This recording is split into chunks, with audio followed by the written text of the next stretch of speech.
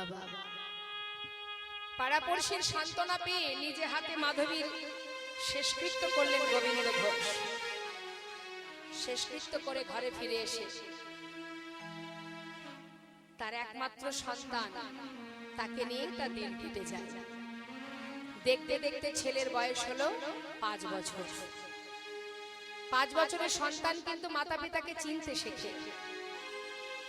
যখন তার বয়স 5 বছর, একদিন বাবা ভিক্ষা করে ঘরে ফেরা মাত্রই বাবার কোলে বসে জিজ্ঞাসা করছে ওই 5 বছরের ছোট্ট পুত্র গোপীনাথ, বাবা জানো যখন মাঠে খেলা করি সন্ধ্যা হবার সাথে সাথে আমার বন্ধুদের মায়েরা তারা এসে তাদের সন্তানকে কোলে করে ঘরে নিয়ে যায়, কিন্তু বাবা আমাকে তো কোনোদিন আমার মা নিতে যায় না, আমি নিজে একা একা ঘরে ফিরি, সকলের মা আছে তো, বলো না বাবা আমার মা কোথায়?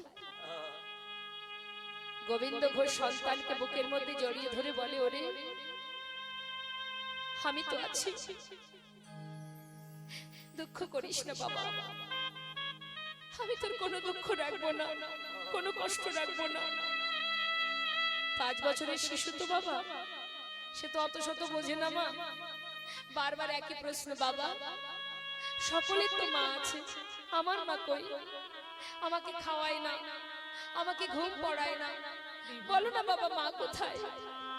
বারবার একই প্রশ্ন করছে বলে বাবা আর সহ্য করতে পারলেন না। তিনি রেগে রেগে বলে উঠলেন, মায়ের কথা জানতে চাস? তবে যা, ওই মন্দিরে যে দাঁড়িয়ে আছে ওর কাছে গিয়ে জিজ্ঞাসা কর তোর মা কোথায়। যেই না বলেছে, ছোট্ট ছেলে বাবার কথা বিশ্বাস করেছে।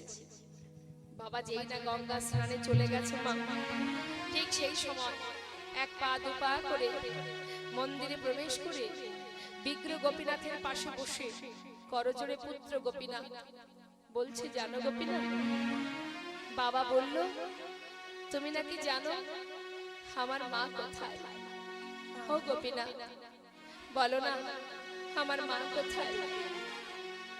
বলে দা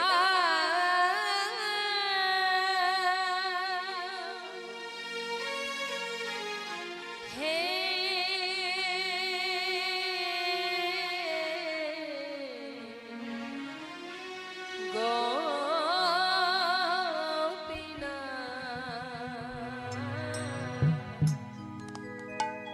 বলো বলো কোথায় আমার মা? বলো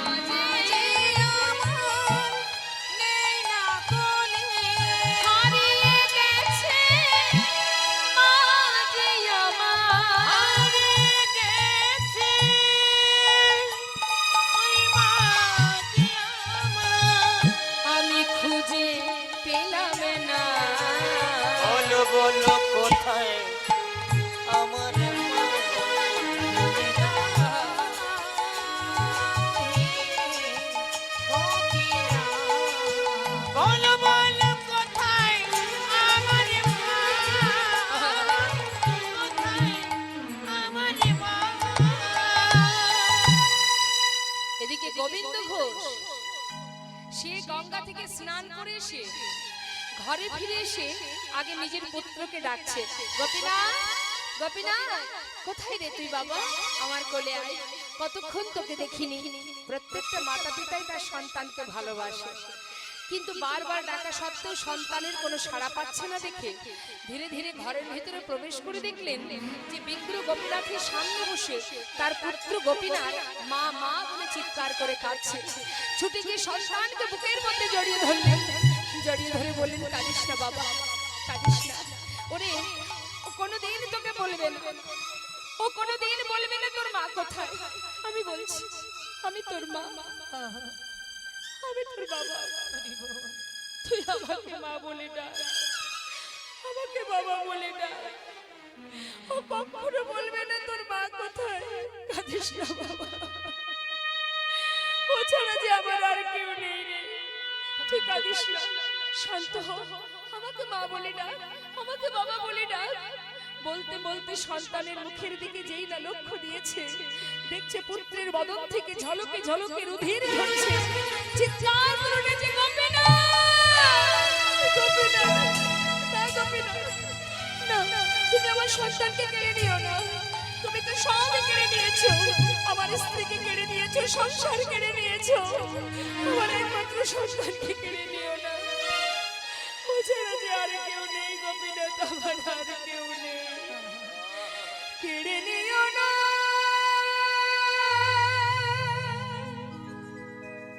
প্রভু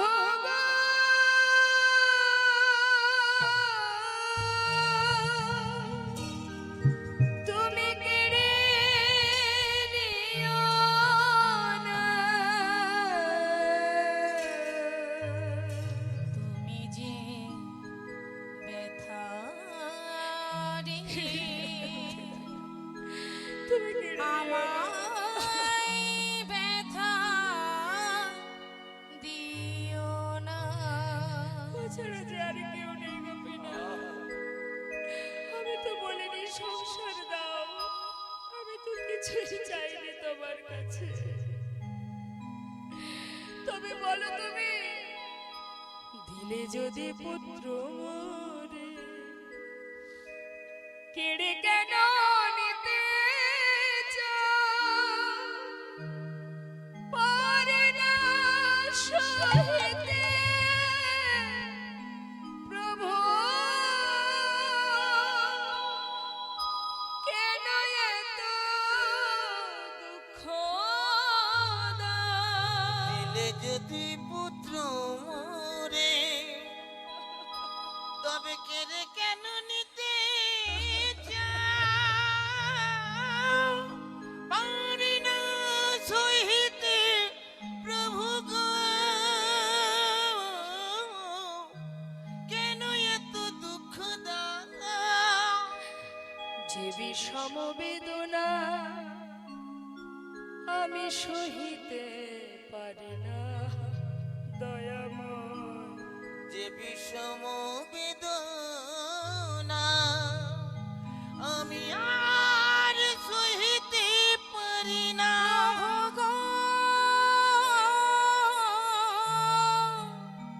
সহিতে পারি না।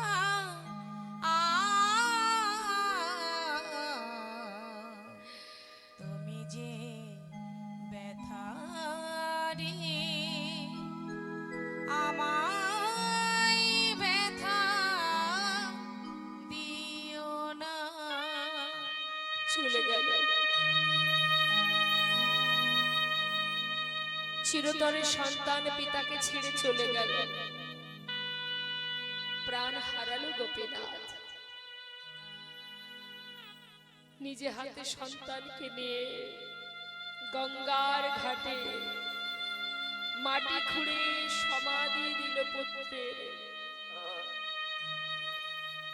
গঙ্গায় স্নান করে ঘরে এসে শুদ্ধ বসন পরিধান করে বিগ্র গোপীনাথের সম্মুখে করজোড়ে বললেন, গোপীনাথ এ তুমি কি করে করলে? করে পারলে তুমি বলে দাও প্রভু, কেমন করে পারলে? বাবা বলে ডাকবার সন্তানটুকু তুমি রাখলে না। আমি আর বাঁচতে চাই না, বেঁচে থাকতে আর চাই না। শুধু মাটিতে গড়াগড়ি দিয়ে কাঁদে আর নিজের পুত্রকে ডাকে, গোপীনাথ কোথায় তুই? একবার ফিরে এসে বাবা বলে ডাক, ও গোপীনাথ একবার ফিরে আয় বাবা, একবার এসে বাবা বলে ডাক। দেখতে দেখতে 3 দিন হয়ে গেল, ভগবানেরও সেবা হয় না, গোবিন্দ ঘোষও কিছু সেবা করে না। 4র্থ দিন যখন হলো মা, প্রভু আর পাথরের মধ্যে শক্ত হয়ে কঠিন হয়ে থাকতে পারছেন না। ভক্তের ভক্তিতে ভক্তের চোখের জলে প্রভু আর পারছেন না।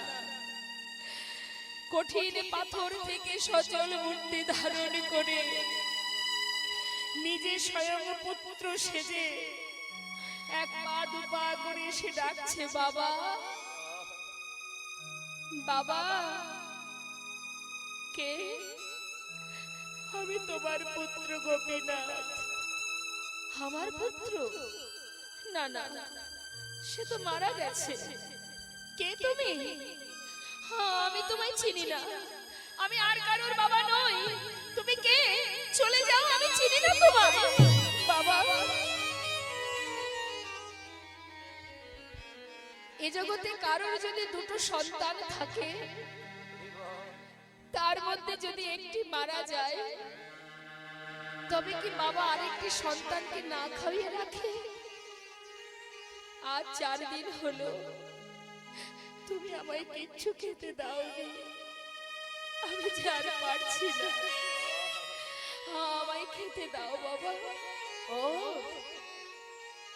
তুমি এসেছো, আমায় তুমি বাবা বলে ডাকলে। তুমি জানো জগতে প্রত্যেকে কেন একটা পুত্র সন্তান চায়? শেষের দিনে মাতা পিতার শেষকৃত্য করবার জন্য। সেটুকু তুমি কেড়ে নিয়েছো। তুমি জানো, তুমি জানো একটি সন্তানের মাতা পিতার প্রতি কি দায়িত্ব থাকে? পারবে তুমি? আজ তো আমায় বাবা বলে ডাকছো, পারবে তুমি আমার সন্তান হয়ে? এবার কিছু খেতে দাও, আমি যে আর পারছি না। কয়েক বাড়ি থেকে ভিক্ষা করে এনে সেবা দিল। এইভাবে কিছুদিন যেতে না যেতে গোবিন্দ ঘোষ শয্যাশায়ী হলেন। আর উঠতে পারে না, চলতে পারে না, বিছানায় পড়ে গেছে। স্বয়ং ভগবান প্রতিদিন পুত্র সেজে যেখানে গোবিন্দ ঘোষ শুয়ে আছে তার শিয়রের পাশে বসে গলাটা জড়িয়ে ধরে চোখের জলে বাবার মুখের দিকে তাকিয়ে কাঁদে আর বলে, বাবা কষ্ট হচ্ছে তোমার?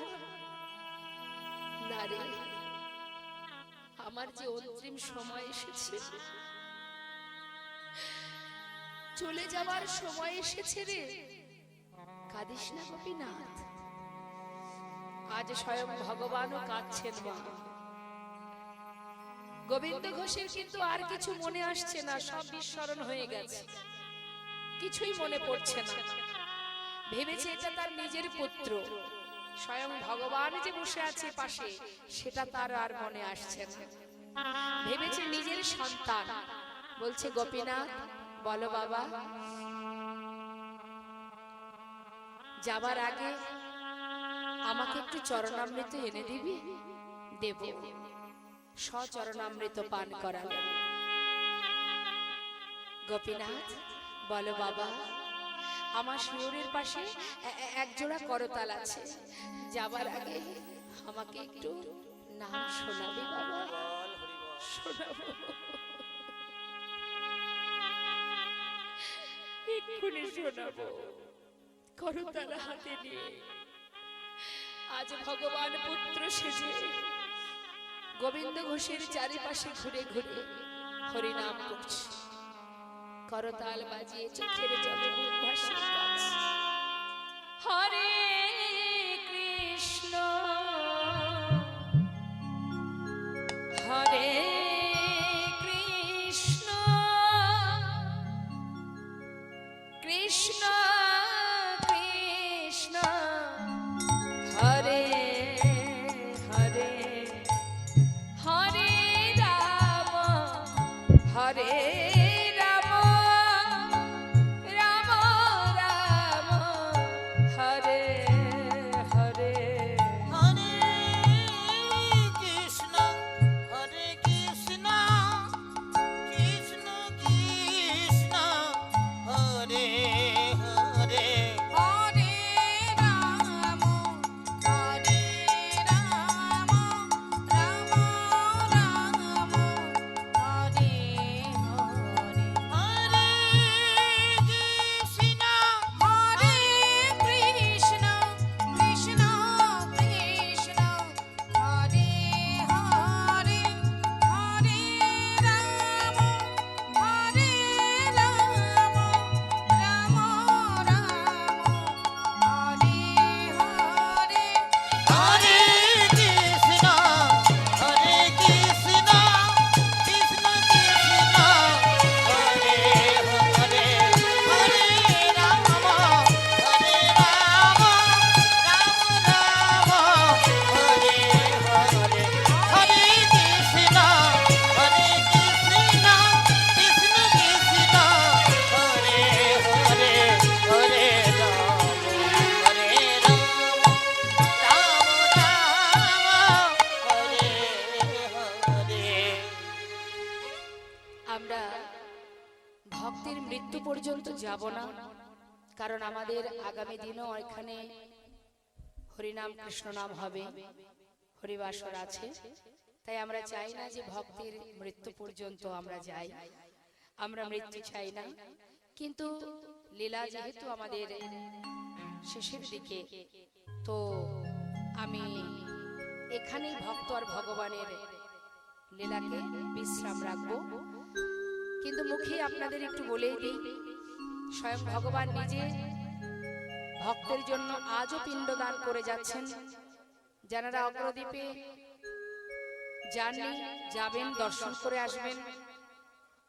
যদি কাটোয়া থেকে আপনি নবদ্বীপে যান, মাঝখানেই পড়ে এই অগ্রদ্বীপ, যেখানে মকর সংক্রান্তি তিথিতে গোপীনাথের অঙ্গে কাছা পরিয়ে গঙ্গার পাড়ে নিয়ে যাওয়া হয়, যেখানে স্বয়ং ভগবান আজও ভক্তের পিণ্ড দান করে যাচ্ছেন। বিশাল মেলা হয়, বাউল কীর্তন অনুষ্ঠান হয়, আপনারা দর্শন করে আসবেন সেই গোপীনাথ। স্বয়ং ভগবান ভক্তের বোঝা বহন করে, এটাই তার প্রমাণ। নিজে পুত্র সেজে ভক্ত মনোবাঞ্ছা পূর্ণ করেছেন। এখানে আমরা ভক্ত ভগবানের লীলাকে বিশ্রাম রাখবো, আমরা দর্শন করব মধুর মধুর মিলন। তাই মহাজন বললেন, যুগে যুগে হে দয়াময়, তুমি এসেছো ভক্তকে রক্ষা করার জন্য। যুগে যুগে তুমি এসেছো ধরাতে, রাখিতে তো মারে ভক্তেরি মা। ওই না যুগে যুগে তুমি এসেছো ধরাতে, রাখিতে তোমারি ভক্তের মা। যুগে যুগে তুমি এসেছো রাতে রাখিতে তোমারে ভক্তেরি মা। হরে কৃষ্ণ কৃষ্ণ কৃষ্ণ হরে হরে হরে রাম হরে রাম রাম রাম আজানো লম্বিত ভুজ কনকা বদত বিষম শক্তির তনয় গোপী গদন কমলা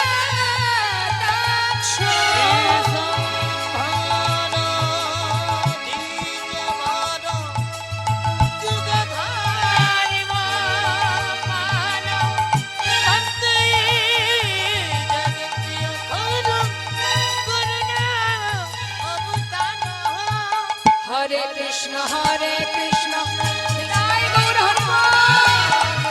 হরে রাম হরে হরে কৃষ্ণ কৃষ্ণ কৃষ্ণ হরে হরে রাম রাম হরে হরে। ভক্ত আর ভগবানের মিলন হইল, ভগবানের মিলন হইল, ভক্ত আর ভগবানের মিলন হইল, ভগবানের মিলন হইল, প্রেমানন্দে বরণ ধরে হরি হরি বল। একবার গৌর নিবেদন ধরে হরি হরি বলো। জয় সচিনন্দন জয় গৌর হরি, জয় সচিনন্দন জয় গৌর হরি। বিষ্ণুপ্রিয়ার প্রাণ বধুয়া নদিয়া বিহার। বিষ্ণুপ্রিয়া প্রাণী গোরা নদী আমি হরি। জয় নিতাই জয় গৌর। আগামীকাল আবার সকলে আসবেন আমাদের মধুর মধুর এই হরিবাসরে লীলা সাধনে আমরা একত্রিত হব। জয় রাধে।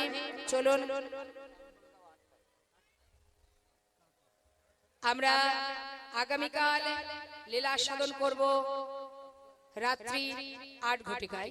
তার আগেই সবাই চলে আসবেন, 8টা থেকে কিন্তু লীলা শুরু হয়ে যাবে। নিতাই গৌর হরি।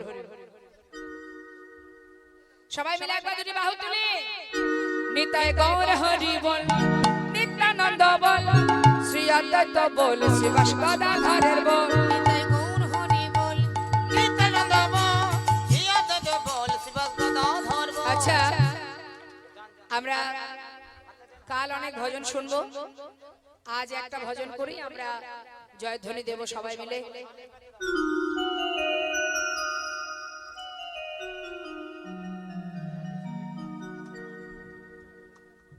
জয় রাধে। কোলাকুলি করার কিছু নেই, হ্যাঁ সেফটি পিন এবার মারতে হবে না।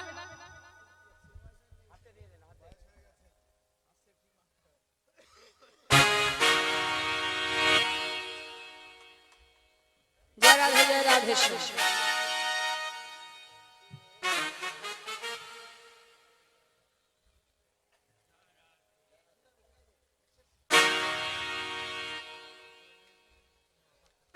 জয় রাধেশ্বর।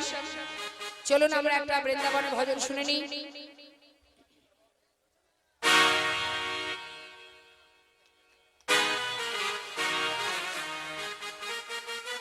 राधे तेरे चरने की धूल जो मिल जाए,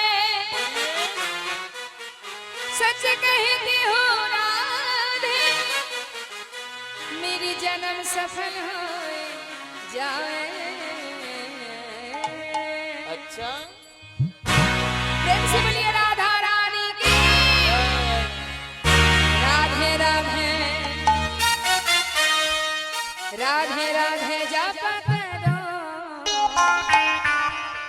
রাধা নাম জপ করতে হবে, না হলে গোবিন্দ পাওয়া যাবে না। আর রাধা নাম জপ করবে আর কি করবে? রাধে রাধে জপ करो, कृष्ण नाम रस पिया करो।